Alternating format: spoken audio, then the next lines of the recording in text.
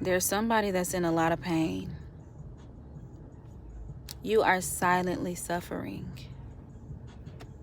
On the outside, you appear to be this happy, easygoing, going with the flow type person. On the inside, you are screaming.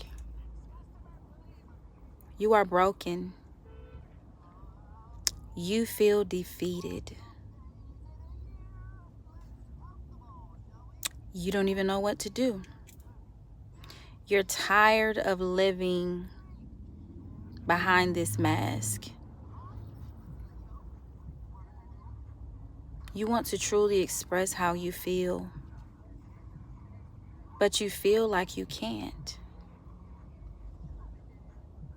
I did hear the Lord say that you are blocking yourself.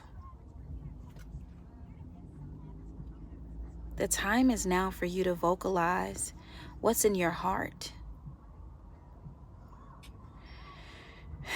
You may be weighed down by responsibilities. You feel like people are challenging you. You feel like God is testing you. You feel like your back is against the wall.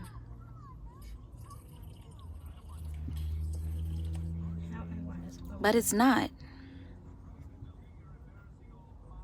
There are a lot of things that are within your reach and within your limits that you can act on. There are some things that are out of your control, and it's up to God's timing for things to pan out the way that they're supposed to, right? Stop beating yourself up. You've done so much work, inner work, that you can't afford to lose yourself along this journey. Where you are currently, you're experiencing what is called the dark night of the soul, where it seems like your senses are elevated and heightened. So your sadness may be at its highest level, depression, anxiety. And when you're happy, it seems like you're at your highest level. Your visions may be sharper. Your dreams may be clearer. Your thoughts may be clear. You may hear more voices. Please know that you are not alone.